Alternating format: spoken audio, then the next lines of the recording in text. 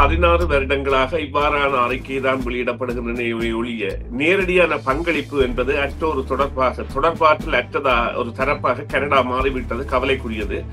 அதனை மாக்காணி அவர்கள் நிவர்த்தி செய்வாராக இருந்தால் நிச்சயமாக இந்த அறிக்கையின் உள்ளீடு என்பது ஆரோக்கியமான விளைவுகளை தரும் என்பதுதான் இந்த அடிநாத உண்மை. செஞ்சிலுவை சங்கமே களத்திலிருந்து அகற்றப்பட்ட ஒரு நிலையில், ஒரு கொடூர போர் நடைபெற்றுக் கொண்டிருக்கின்ற நிலையில் அந்த அறிக்கையோடு அவர்கள் நின்றிருக்காமல் தங்களுடைய கண்காணிப்பாளர்களை அனுப்பியிருக்க வேண்டும்.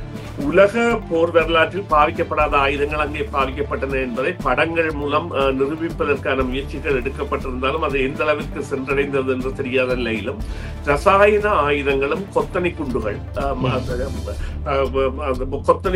என்பன எல்லாம் அந்த இலக்கு தெரியாமல் மக்களை கொல்லக்கூடிய விழுகின்ற பொழுது பல பல தொகுதிகளாக விழுத்து விளையக்கூடிய அதே மாதிரி அந்த டெர்மோபெரிக் பாம்ஸ் என்னப்படுகின்ற அந்த இருக்கின்ற இடத்தில் இருக்கின்ற அந்த வாயுவே முக்கியமாகி உள்ளிழுத்து அது இருக்கின்ற எவரையுமே தப்ப விடாமல் கொள்கின்ற குண்டுகள்.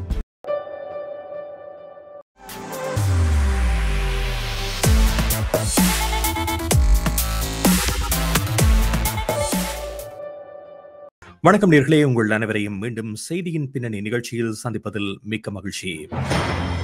சமகால முக்கிய நிலவரம் தொடர்பாக பேசுகின்ற நிகழ்ச்சியில் முள்ளிவாய்க்கால் நினைவேந்தல் நிகழ்வுகள் உலக பரப்பில் தமிழர்கள் வாழுகின்ற அத்தனை நாடுகளிலும் இடம்பெற்றிருந்தன.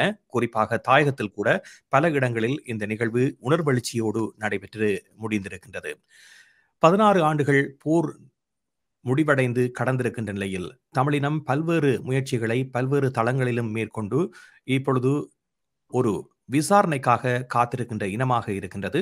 சர்வதேச பரப்பில் இந்த விடயம் என்பது தொடர்ந்து பேசப்பட்டு வருகின்ற பொழுது தமிழர்களுக்கான நீதி என்பது கிடைக்கும் என்ற நம்பிக்கையில் தமிழர்களுடைய முனைப்புகள் பல திசைகளிலும் தொடர்ந்து முன்னெடுக்கப்பட்டு வருவதை பார்க்கக்கூடியதாக இருக்கின்றது. கனேடிய அரசாங்கம் நேற்றைய தினம் இந்த நினைவேந்தலை ஒட்டிய ஒரு அறிக்கையை வெளியிட்டிருக்கின்றது. இது இனப்படுகொலை என்ற ஒரு விடயத்தை அது குறிப்பிட்டிருப்பதோடு மட்டுமல்லாமல் குறிப்பாக நீதி என்பது பெற்றுக் கொடுக்கப்பட வேண்டும், இலங்கை அரசாங்கம் பொறுப்பு கூற வேண்டும் என்ற ஒரு விடயத்தை அழுத்தம் திருத்தமாக பிரதமர் மாக்காணி அவர்கள் வெளியிட்டிருக்கின்றார். கனேடிய தேர்தலில் கூட இந்த விடயம் என்பது குறிப்பாக ஈழத்தமிழர் விடயம் என்பது ஒரு பேசு பொருளாக இருந்ததை பார்த்திருக்கின்றோம். கன்சர்வேட்டிவ் கட்சி தமிழர்களுக்கான நீதியை பெற்றுத்தரும் என்று தமிழர்கள் நம்பினார்கள். அதே போன்று லிபரல் கட்சியும் இவ்வாறான விடயங்களை செய்யுமா என்ற ஒரு கேள்வி இருந்திருந்தது. ஆனால் கடந்த அரசாங்கங்களிலும் குறிப்பாக பிரதமர் ஜஸ்டின் ட்ரூடோ முன்னாள் பிரதமர் அவர் இருந்த காலப்பகுதியிலும் இவ்வாறான அறிக்கைகள் வெளிவந்திருந்தன. அவர் மூலமாகவும் சர்வதேச நீதிக்கான பொறிமுறை என்பது ஒரு முயற்சியாக முன்னெடுக்கப்பட்டிருப்பதை பார்த்திருக்கின்றோம். இந்த நிலையில் சர்வதேச தளங்களில் தமிழ் மக்கள் வாழுகின்ற அத்தனை நாடுகளிலும் இருக்கின்ற அரசுகளை இவ்வாறான ஒரு கோரிக்கையை முன்வைக்க செய்வதன் ஊடாக தமிழர் பிரச்சனையை தொடர்ந்து சர்வதேச மட்டத்தில் பேசு பொருளாக வைத்திருப்பதற்குரிய அழுத்தங்கள் தொடர்ந்து மேற்கொள்ளப்பட வேண்டும் என்ற கோரிக்கைகள் முன்வைக்கப்படுகின்றன. அதே நேரத்தில் இலங்கை அரசாங்கத்தினுடைய செயற்பாடுகள் இதனை மறுதளிப்பதாக இருந்தாலும் கூட சர்வதேச நாடுகள் இலங்கையினுடைய போக்கு குறித்து ஒரு உண்மையை அறிந்து கொள்ளக்கூடிய தளமாக இவ்வாறான அரசியல்வாதிகளினால் இலங்கை அரசு தரப்பில் இருந்து வெளிவருகின்ற செய்திகளின் ஊடாக அறியக்கூடிய ஒரு வாய்ப்பும் ஏற்பட்டிருக்கின்றது. இன்றைய தினம் வெளியிட்டிருக்கின்ற முன்னாள் இராணுவ தளபதி சவேந்திர சில்வாவினுடைய அறிக்கை எவ்வளவு இராணுவ வீரர்கள் இப்பொழுது பாதிப்படைந்திருக்கின்றார்கள், குறிப்பாக சர்வதேசத்தில் இருக்கின்ற அழுத்தத்தின் ஊடாக அவர்களுடைய மனநிலை எவ்வாறு பாதிக்கப்பட்டிருக்கின்றது போன்ற பல விடயங்களை அறியக்கூடியதாக இருக்கும். ஏனென்றால் முன்னாள் சவேந்திர சில்வா ஆட்சியாளர்கள் மீது ஒரு குற்றத்தை சுமத்தி இருக்கின்றார். போரை வெற்றி கொண்டிருக்கின்ற தங்களுக்கு ஒரு ஆசிய நாட்டுக்கு கூட செல்லக்கூடிய வாய்ப்பு இல்லாத ஒரு நிலை இப்பொழுது இருக்கின்றது. அரசாங்கம் ஆட்சியாளர்கள் இதனை கவனிக்க தவறிவிட்டார்கள் என்ற ஒரு குற்றச்சாட்டை முன்வைத்து அறிக்கையையும் வெளியிட்டிருக்கின்றார். இவ்வாறான பின்னணியில் இன்றைய நிகழ்ச்சியில் இது குறித்து தான் பேச இருக்கின்றோம். இப்பொழுது எங்களோடு அரசியல் ஆய்வாளர் சுரேஷ் தர்மா இணைந்திருக்கின்றார். அவரை சந்திப்போம். வணக்கம் சுரேஷ். வணக்கம் ராம். வணக்கம் நேயர்களே. ஆமாம், தேர்தல் காலங்களிலும் தமிழர் பிரச்சனை என்பது குறிப்பாக கனடாவை பொறுத்தவரையில் பேசப்பட்டிருந்தது. எந்த கட்சிக்கு வாக்களிப்பது என்பதை தமிழர்கள் தீர்மானிக்கின்ற ஒரு சக்தியாக இந்த விடயத்தை எவ்வாறு அரசியல் கட்சிகள் நகர்த்தப் போகின்றன என்ற கேள்விகள் இருந்த நிலையில் இப்பொழுது இந்த முள்ளிவாய்க்கால் 16 வருடங்கள் கடந்திருக்கின்ற நிலையில் புதிய அரசாங்கமாக வந்திருக்கின்ற லிபரல்களுடைய பிரதமர் மாக்காணி அவர்கள் அறிக்கையை வெளியிட்டிருக்கின்றார். இந்த அறிக்கையை நீங்களும் பார்த்திருப்பீர்கள். இந்த அறிக்கை சொல்லுகின்ற செய்தி உங்களை பொறுத்தவரையில் இந்த இனப்படுகொலை விடயம் அல்லது இலங்கை விவகாரத்தில் எவ்வளவு முக்கியமானது என்று நீங்கள் கருதுகின்றீர்கள்? நிச்சயமாக இந்த அறிக்கை நாங்கள் இப்பொழுது சாதாரண ஒரு பார்வையாளராக பார்ப்பதானால் 10ஓடு 11ஆக பார்க்க வேண்டும். ஏனென்று சொன்னால் 16 வருடங்களாக இவ்வாறான அறிக்கை தான் வெளியிடப்படுகின்றன ஒழிய நேரடியான பங்களிப்பு என்பது அற்ற ஒரு தொடர்பாற்றல் அற்றதா ஒரு தரப்பாக கனடா மாறிவிட்டது, கவலைக்குரியது. அதனை மாக்காணி அவர்கள் நிவர்த்தி செய்வாராக இருந்தால் நிச்சயமாக இந்த அறிக்கையின் உள்ளீடு என்பது ஆரோக்கியமான விளைவுகளை தரும் என்பதுதான் இந்த அடிநாத உண்மை. இதன் காரணம் என்னவென்று சொன்னால், போர் முடிவதற்கு முன்பேயே, அதாவது கனடாவின் பங்களிப்பை நாங்கள் எடுத்து பார்ப்போமாக இருந்தால் கனடா ஒரு காத்திரமான பங்காளியாக இருந்திருந்தது. நிச்சயமாக இந்த சந்திரிகா மற்றும் விடுதலை புலிகளுக்கு இடையிலான பேச்சுவார்த்தை காலத்தில் ஒரு போர் நிறுத்த கண்காணிப்பாளராக சென்ற 3 நாடுகளில் கனடாவும் ஒன்றாக இருந்தது. மற்ற நாடாக ஸ்வீடன் மற்றும் டென்மார்க், கனடா 3 நாடுகளும் கனடாவின் சார்பில் மேஜர் ஜெனரல் கிளைவ் மில்னர், இப்பொழுதும் அவர் உயிரிழந்து இருக்கின்றார், அவர் பங்காற்றி இருந்தார். இருந்த பொழுதும் அந்த பேச்சுக்கள் போது கனடா வைத்த கோரிக்கைகள் சாதகமாக பரிசீலிக்கப்படவில்லை என்று, அதாவது கனடாவின் தென்னாசிய விவகாரங்களுக்கான வெளிவிவகார அமைச்சின் அதிகாரியாக இருந்த ஜிம் பேர்டன் அவர்கள் ஒரு கோரிக்கையை விடுத்திருந்தார். இங்கிருந்த உலக தமிழர் இயக்கத்தின் ஒருங்கிணைப்பாளர் ஊடாக அதை தெரிவிக்குமாறு, இந்த போரை முறிக்க வேண்டாம், தொடர்ந்து செல்லுங்கள், நாங்கள் சர்வதேசம் இருக்கின்றோம், இவ்வாறு போர் முறிந்தால் கனடாவில் ஒரு பாரதூரமான விளைவை சந்திக்க வேண்டி வரும் என்று. அதன் விளைவாக சுரேஷ் மாணிக்கவாசகம் அவர்கள் கைது செய்யப்பட்டார். இது ஒரு அரசியல், அதாவது இந்த பாதுகாப்புத்துறை சார்ந்த காரணம் அல்ல, அரசியல் சார்ந்த காரணங்களாக, அதாவது கனடா பங்கு பெற்றிருந்தது, கனடாவின் சொல்லாடல் அங்கே ஈடுபடவில்லை என்று. ஆனால் அவர் சுரேஷ் மாணிக்கவாசகம் அவர்களுக்கோ அவ்வாறான ஒரு தொடர்பாடலுக்கான சாத்தியக்கூறு இல்லை. இந்த செய்தியை கனடிய அரசின் சார்பில் தெரிவித்த அந்த அதிகாரி என்னூடாகத்தான் அந்த செய்தியை தெரிவித்திருந்தார். எனவே அது கூட ஒரு அரச பழிவாங்கலாக பார்க்கப்பட வேண்டும். அதன் பிரகார காலங்களில் கனடாவின் பங்கு என்பது மிகவும் குறைந்து சென்று அவர்கள் அந்த விடுதலை அமைப்பு என்கின்ற நிலைப்பாட்டிலிருந்து அதை தடை செய்த பொழுதும் பிற்கால பேச்சுவார்த்தைகளில் அவர்கள் அந்த அரசு, அப்போதைய இருந்த கன்சர்வேட்டிவ் கட்சி அரசானது இந்த ஜூன் மாதம் 2003ஆம் ஆண்டு ஒரு ஜப்பான் கோச்சியர், அதாவது ஜப்பானில் ஒரு சர்வதேச மகாநாடு ஒன்று இடம்பெற்றது. வடக்கு கிழக்கு புனரமைப்பிற்கான பணத்தை கொடுப்பதற்காக சுமார் 52 நாடுகளும் 70க்கும் மேற்பட்ட சர்வதேச நிறுவனங்களும் சேர்ந்து $4.5 பில்லியன் கொடுப்பதற்காக அந்த மகாநாடு நடத்தப்பட்ட பொழுதும் அந்த மகாநாட்டில் விடுதலை புலிகள் பங்கு பெற்ற முடியாத சூழ்நிலையை, அப்போதைய கால சூழ்நிலை அல்லது அவர்களுக்கு கொடுத்த ஏமாற்றங்கள் ஏற்படுத்தி இருந்தன. அதன் காரணமாக அவர்களின் பங்கு பெற்றதில் இல்லாமல் அந்த மகாநாடு நடைபெற்றிருந்தது. அப்பொழுது அந்த உலக வங்கி தான் அந்த மகாநாட்டை ஒருங்கிணைத்து நடத்தியிருந்தது. அதன் தென்னாசிய விவகாரங்களுக்கான பொறுப்பதிகாரியாக இருந்த திருமதி மீகோ நிசிமிசு என்கின்ற அவரும் ஒரு அந்த கோயின்சிடலாக ஒரு ஜப்பானிய பிரஜையாக இருந்த பொழுதும் அவர் நியூயார்க்கில் பணியாற்றி இருந்தார். அவர் விடுதலை புலிகள் பங்கு பெற்றவில்லை என்ற உடனேயே ராஜினாமா செய்தார் என்றால் சொன்னார், இத்துடன் விடுதலை போராட்டமும் விடுதலை புலிகளும் அழிந்து விடுவார்கள் என்பதை அப்பொழுதே சொன்னார். 2003ஆம் ஆண்டு அதனை அவருடைய செயலாளர் என்கின்ற முறையில் சாரா என்கின்றவர் தெரிவித்திருந்தார். அது இவ்வாறான நிலைமைகளை எல்லாம் எடுத்து சென்றது இந்த சர்வதேச நாடுகள். அவர்களுக்கு தெரியும் இந்த போருக்கு தாங்கள் ஆதரவு வழங்கப் போகின்றோம், இந்த போரின் பொழுது எவ்வாறான முடிவுகள் வரப்போகின்றன என்று. இந்த ஜப்பான் மகாநாட்டிற்கான ஒருங்கு தலைமையாக அமெரிக்கா, நோர்வே மற்றும் ஐரோப்பிய ஒன்றியம், அத்தோடு ஜப்பான் ஆகிய 4 நாடுகள் இணைந்து பயணித்த பொழுது கனடாவும் அவர்களுடன் இணைந்து பயணித்தது. எனவே கனடாவிற்கு இப்பொழுது இந்த பொறுப்பு கூறலின் பொழுது இருக்கின்ற தேவை என்னவென்று சொன்னால், இவர்களால் ஏற்படுத்தப்பட்ட இந்த நடவடிக்கைகள் மூலம் ஏற்படுத்தப்பட்ட பாதிப்புகள் என்பனவற்றி நேரடி தலையீடு என்பது தேவை. குறிப்பாக இவ்வாறு கூறுவோம். எவ்வாறு என்றால், பிப்ரவரி மாதம் 2009ஆம் ஆண்டு இந்த ஜப்பான் தலைமைகள் அல்லது அந்த ஜப்பான் மகாநாட்டின் ஒருங்கிணை தலைமைகள் என்கின்ற இந்த 4 நாடுகளும் கூட்டாக ஒரு முக்கிய அறிவித்தலை வெளியிட்டிருந்தன. இலங்கை அரசாங்கமும் விடுதலை புலிகளும் பொதுமக்களுக்கு எந்தவித பாதிப்பும் ஏற்படாத வகையில் பார்த்துக் கொள்ள வேண்டும் என்று.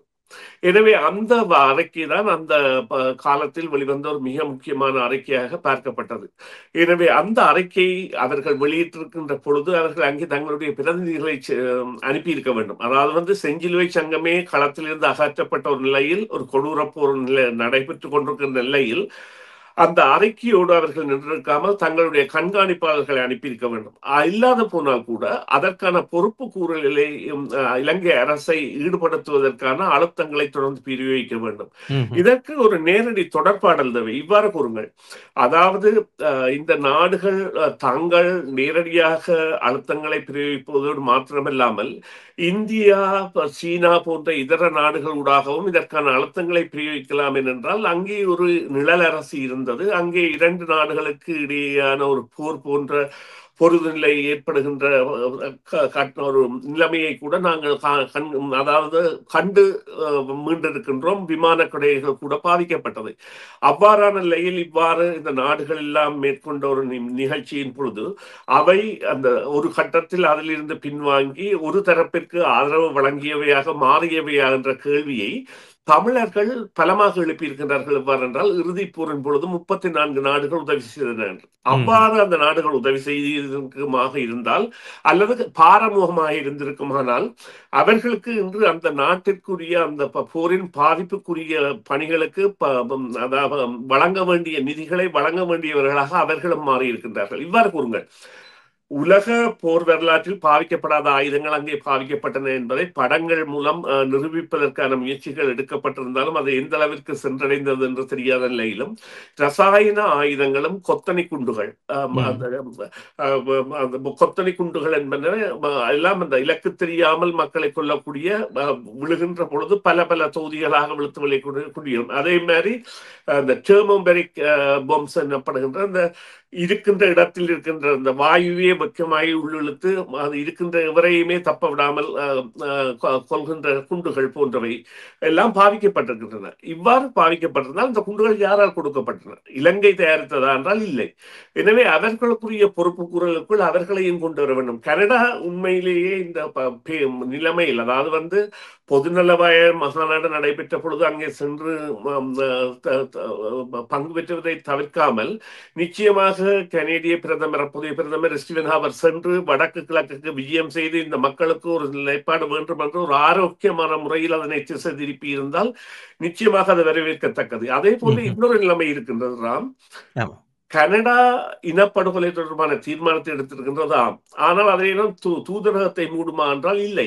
அல்லது இங்கே உள்ள ஈழத்திற்கு வெளியே அதிகமாக புலம்பெயர்ந்து வாழ்கின்ற நாடுகளில் முதலாய நாடாக கனடா தான் ஈழத்தமிழர்கள் வாழ்கின்ற நாடாக இருக்கின்றது.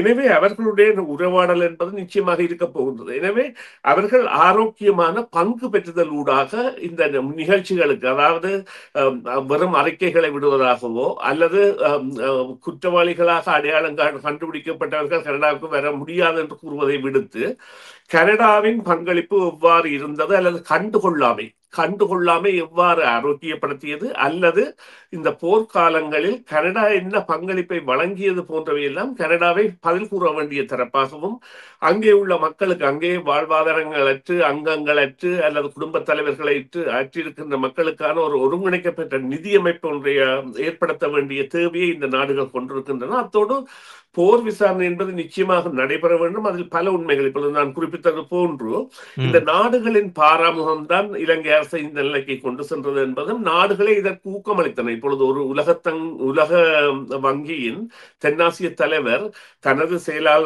செயலாளர் கூறியதைத்தான் நான் இங்கே கூறியிருந்தேன். இதில் ஒரு 3 நபர்கள் சம்பந்தப்பட்டிருப்பதால் 2 நபர்கள் சம்பந்தப்பட்டிருப்பது என்பது நிரூபிப்பதற்கு சற்றே கடினமானது. அந்த நிலையில் அவ்வாறான ஒருவர் கூறுவாராக இருந்தால் அப்பொழுது அவருக்கு விளங்கி இருக்கின்றது அதன் தன்மை. விடுதலை புலிகள் பங்கு பெற்றாததால் அவர்களை அழிப்பதற்கான நடவடிக்கைகளில் இந்த நாடுகள் ஆக்ரோஷமாக பங்கு பெற்ற போகின்றன என்று. அதன் பிறகு நீங்கள் பார்த்தீர்களானால் விடுதலை புலிகளின் 9க்கும் மேற்பட்ட ஆயுத கப்பல்கள் தொடர்ச்சியாக அளிக்கப்பட்டன. அதற்கான தகவல்களை அமெரிக்கா வழங்கியது என்பதை பிறகு விக்கிலீக்ஸ் போன்ற தகவல்கள் தெரிவிக்கின்றன. கூறுங்கள். தொடர்ந்து பேச இருக்கின்றோம். இந்த நிகழ்ச்சியினை பார்த்து கொண்டிருப்பவர்கள் நீங்கள் நமது சேனலை சப்ஸ்கிரைப் பண்ணி வைத்துக் கொள்ளுங்கள். இவ்வாறான பல தகவல்களை நாங்கள் இவ்வாறான நிகழ்ச்சிகளின் ஊடாக உங்களுக்கு வழங்க இருக்கின்றோம். உங்களுக்கு பயனுள்ள பல்வேறு தகவல்களை தொடர்ந்து வழங்கி வருகின்றோம். காணொலி தொகுப்புகளை உங்களுடைய நோட்டிபிகேஷனில் நீங்கள் பார்வையிடுவதற்கு நமது சேனலை சப்ஸ்கிரைப் பண்ணுங்கள். CMR தமிழ் ரேடியோ என்று சர்ச் செய்கின்ற பொழுது நமது உத்தியோகபூர்வ யூடியூப் தளத்தை நீங்கள் பார்வையிடக்கூடியதாக இருக்கும். இப்பொழுது இந்த முள்ளிவாய்க்கால் நினைவேந்தல் நிகழ்வுகள் உலக பரப்பில் தமிழர்கள் வாழுகின்ற இடங்களிலும் தாயகத்திலும் இடம்பெற்றிருக்கின்றன. ஏராளமான ஆயிரக்கணக்கான மக்கள் இதில் கலந்து கொண்டிருக்கின்றார்கள். ஆகவே இந்த வலி என்பது தொடர்ந்து நிலைத்து நிற்கக்கூடிய வலியாக இருக்கின்றது. மக்களை உணர்வு பூர்வமாக ஒன்றிக்கின்ற ஒரு நிகழ்வாக இந்த நிகழ்வு பார்க்கப்படுகிறது. ஆனால் இவ்வாறான நிகழ்வுகள் நடைபெறுகின்ற பொழுது இலங்கை அரசாங்கம் இதற்கு மறுதளிக்கக்கூடிய பல்வேறு தகவல்களை வெளியிட்டுக் கொண்டிருக்கின்றது. தொடர்ந்து மஹிந்த ராஜபக்ச வெளியிட்ட கருத்தாக இருக்கலாம், அல்லது அவருடைய மகன் நாமல் ராஜபக்ச அண்மையில் வெளியிட்டிருக்கின்ற கருத்துக்களாக இருக்கலாம். இவை சர்வதேச நாடுகள் இது தொடர்பான கரிசனையை வெளியிட்டாலும் கூட இலங்கை ஆட்சியாளர்கள் இந்த விடயத்தில் அக்கறை கொள்ளவில்லை என்பதனை எடுத்துக்காட்டு முகமாகத்தான் இந்த ஆட்சியாளர்களும் முன்னாள் ஆட்சியாளர்களுடைய கருத்துக்களும் அமைந்திருக்கின்றன. இவ்வாறான விடயங்கள் வெளிவருகின்ற பொழுது எவ்வாறு இலங்கையில் ஒரு நீதியை பெற்றுக்கொள்ள முடியும் என்ற கேள்வி பலருக்கும் எழுகின்றது. தொடர்ந்து இவ்வாறு உற்சாகமாக கலந்து கொள்ளுகின்ற மக்கள் இவ்வாறான கோரிக்கைகளை முன்வைக்கின்ற பொழுது சலிப்படைவர்களாக மாறக்கூடிய ஒரு சந்தர்ப்பமும் இருக்கின்றது. காரணம், உலகத்தினுடைய செவிகளுக்கு இவை சென்றடையவில்லை என்ற ஒரு நிலை காணப்படுகின்றது. இருந்த பொழுதிலும் புலம்பெயர் தேசங்களில் இடம்பெறுகின்ற இவ்வாறான அரச ஆதரவு அல்லது தமிழினத்திற்கு நீதி வேண்டும் என்ற கோரிக்கைகள் அவர்களை உற்சாகப்படுத்தக்கூடியவையாக அவர்களை மாற்றிக் கொண்டிருப்பதையும் மறக்க முடியாது. இந்த விடயங்களை எவ்வாறு கையாள்வது என்ற ஒரு கேள்வி தமிழ் மக்கள் மத்தியில் இருக்கிறது. இதனை நீங்கள் எவ்வாறு ஒப்பிட்டு நோக்குவீர்கள்? நிச்சயமா இது அதாவது பொதுமக்களின் இழப்புக்கான நீதி குரலாகத்தான் இந்த இன அழிப்பு என்பது சென்று கொண்டிருக்கின்ற பொழுது அதே பாதையில் செல்ல வேண்டிய தேவையை அனைவருமே உணர்ந்திருக்க வேண்டும். அதாவது இரண்டு விதமான முனைப்புகள் இங்கே நிழல் தரக்கூடாது. ஒரு நேரடி பாதையாக இது ஆமாம் பொதுமக்களுக்கான இழப்புகளின் உச்சப்புள்ளியாக முள்ளிவாய்க்கால் நடந்ததையும் இதற்கு பின்புலமாக அல்லது இதன் பிறல் சாட்சியமாக சுமார் 70 வருட கால வரலாறு இருப்பதையும் கோடிட்டு காட்டி பார்த்தால் அது தொடர்பான விசாரணைகள் என்பன இடம்பெறுகின்ற பொழுதும் இங்க முக்கியமான விசாரணை என்பது பொறுப்பு கூறல் என்பதை யாருமே 2009 முற்பட்ட, அதாவது 2009 போர் நிறுத்தம் 2002ஆம் ஆண்டு இந்த போர் நிறுத்தம் இடம்பெற்ற காலத்தில் இருந்து 2009ஆம் ஆண்டு வரைக்கான காலப்பகுதி தான் இங்கே அந்த பேசு பொருளாக அல்லது விவாதத்திற்குரிய பொருளாக அல்லது விசாரணைக்குரிய நிகழ்வாக பார்க்கப்படுகின்றது. இந்த நிலையில் நாங்கள் 16 ஆண்டுகளை கடக்கின்றது என்பது சம்பவ சாட்சியங்களையும் தடயவியல் சாட்சியங்களையும் அதாவது கண்டாமினேஷன் என்பார்கள், அவை தாங்களாகவே மறைந்து போகக்கூடியது அல்லது தாங்களாகவே இப்பொழுது குறுங்கள் ஒருவர் புலம்பெயர்ந்து 10-15 வருடங்கள் ஆகிவிட்டால் சில வேளைகளில் அவர்கள் அந்த நினைவில் இருந்து கூட மலங்கி போக முடியும். அல்லது இப்பொழுது ஒரு ஊரில் உள்ளவர்கள் தங்களுடைய அடுத்த கட்ட வாழ்க்கையை பார்ப்பதற்காக அவர்கள் மீள் பரிமாணம் எடுக்க வேண்டும் என்று சொன்னால் அவர்கள் நிச்சயமாக தாங்கள் மட்டும் இதில் ஒரு பலிக்கடாக்களாக அல்லது பாதிக்கப்பட்டவர்களாக அதன் சாட்சியங்களாக தொடர்ந்து இருந்து எந்தவித முன்னேற்றத்தையும் காணாமல் இருக்க மாட்டார்கள். எனவே அவர்கள் கூட தங்களுடைய வாழ்க்கையின் முன்னேற்றம் நோக்கி செல்வதற்கான பயணங்களில் ஈடுபடக்கூடும். அதே போல இந்த தடய சாட்சியங்கள் போன்றவை எல்லாம் அழிக்கப்படக்கூடும் அல்லது அழிவுற்று போகக்கூடும். சில வேளைகளில் இன்னும் ஒரு 4-5 ஆண்டுகள் தாண்டி அந்த இடங்களை தோன்றினால் கூட பல சாட்சியங்கள் என்பது இயற்கையுடன் கலந்து போகக்கூடிய நிலைமைகள் இருக்கின்றன. இவ்வாறான நிலையில் இதற்கான உந்துதலை கொடுக்க வேண்டிய நிலைமை என்பது இருக்கின்றது. அங்கே இடம்பெற்றது என்ன என்பதை விசாரிக்க வேண்டிய தேவையை 16 ஆண்டுகளால் ஒரு அரசால் இழுத்தடிக்கப்பட வேண்டிய அல்லது இழுத்தடிக்கக்கூடிய தகுதியை கொடுத்தது யார் என்றால் சர்வதேசம்.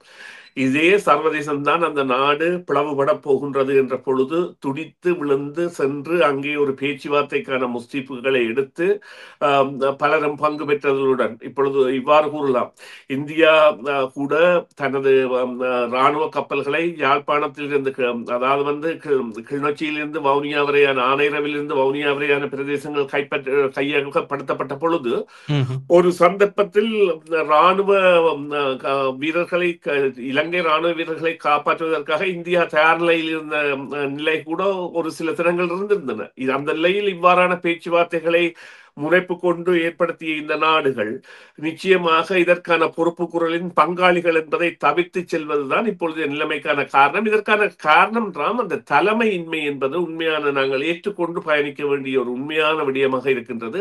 சரி, ஆனால் இப்போது இலங்கை அரசு மீது, ஆட்சியாளர்கள் மீது குற்றச்சாட்டுகளை சுமத்துகின்ற ஒரு நிலை என்பது தோன்றி இருக்கின்றது. ஏனென்றால் இப்பொழுது ஷவேந்திர சில்வா வெளியிட்டிருக்கின்ற அறிக்கையை பார்த்தால் 2009ஆம் ஆண்டின் பின்னர் இலங்கையை ஆண்ட ஆட்சியாளர்கள் ஆதாரமற்ற யுத்த குற்றச்சாட்டுகளை எதிர்கொள்வதில் தோல்வி அடைந்திருக்கின்றார்கள் என்று குறிப்பிட்டிருக்கின்றார்.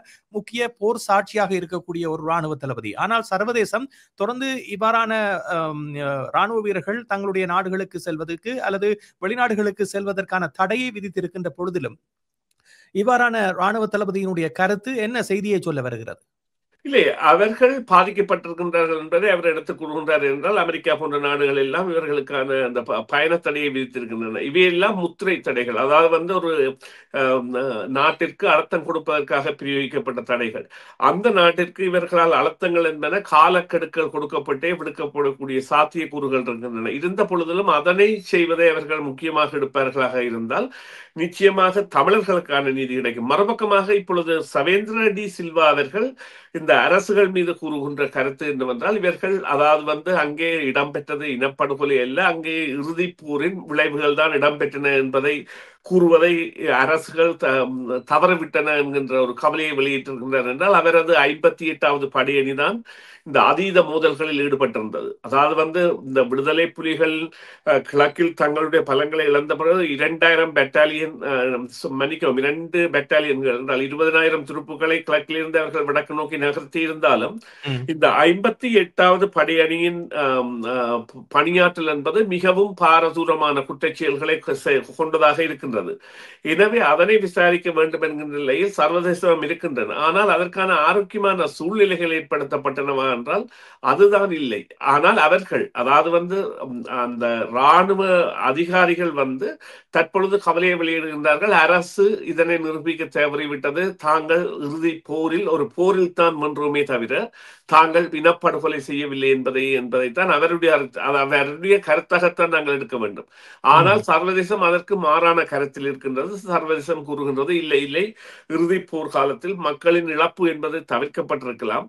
அப்பொழுது அதாவது எண்ணிக்கை கணக்கில் 47,000 1,50,000 வரையான மக்கள் காணாமல் ஆக்கப்பட்டிருக்கின்றார்கள் அல்லது கொல்லப்பட்டிருக்கின்றார்கள் என்ற கருத்தியலுக்குள் சகலரும் வருகின்ற பொழுதும் அதற்கான விசாரணை ஒன்றுக்கான தேவையை அவர்கள் தாராளமாக இலங்கை அரசிற்கு சாதகமாக அவர்களின் வேண்டுகோள்களுக்கு சாதகமாக விட்டுக் கொடுத்துக் கொண்டிருக்கின்றார்கள். இலங்கை அரசும் அதற்குரிய தந்திர உபாய முயற்சிகள் குறிப்பாக பார்த்தீர்களானால் இலங்கை அரசு வடக்கு கிழக்கில் இடம்பெறுகின்ற நிலைமைகளை வைத்து கூட இவ்வாறான ஒரு புரிதலுக்குள் செல்கின்றது. அங்கே கூட இந்த ஜனநாயக தலைமைகளில் கூட பலவாக சிதறடிக்கப்பட்ட தலைமைகள் தான் இருக்கின்றன.